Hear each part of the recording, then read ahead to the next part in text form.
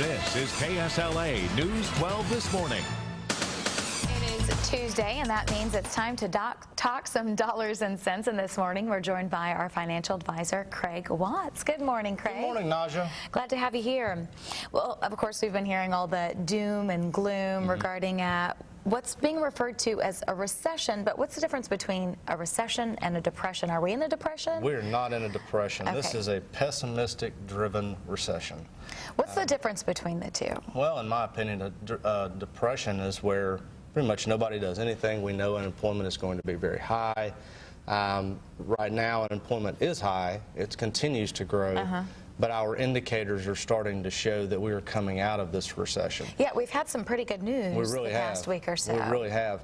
The problem is there's an argument amongst analysts as to when the recession started. Right. Whether it started at the end of 2007 or fundamentally it should have really started about 9 months ago. Either way, we should be out of this thing hopefully by the end of the year. And we've been preaching that for a while now, and things are really starting to look and point in that direction. Now, we've also often heard this referred to as probably one of the worst recessions in decades, often compared to the crash of 1929.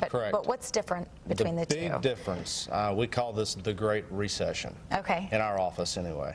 It took the Dow 26 years to break even after the crash of 1929. Oh, now, that sounds absolutely terrible, but there were only 8% of Americans considered to be wealthy, and those were the only 8% participating in the market.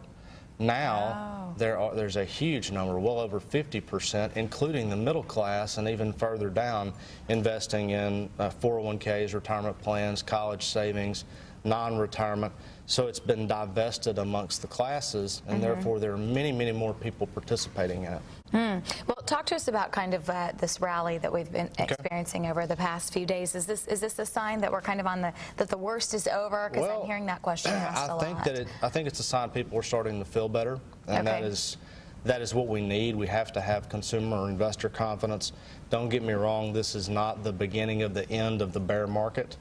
But with $11 trillion sitting on the sidelines to be invested in something, there are abundant opportunities. You're going to have a strong stomach. You're going to have good advice. But those with cash determine their destiny. I heard that quote the other day. And there's going to be bumps in the road, but many millionaires are made in times like this. And, you know, we are seeing kind of a return of consumer confidence, particularly with now the government insuring warranties on cars. That was, you know, a big reason why people said they weren't buying, because they didn't know if those warranties would be valid. So I was concerned with it myself. The company I bought my car from went out of business. So. Well, hopefully that we're on an upswing now. I hope so. I hope we keep going that way. We've got a long way to go. All right. Thanks, Craig. Thanks, Naja.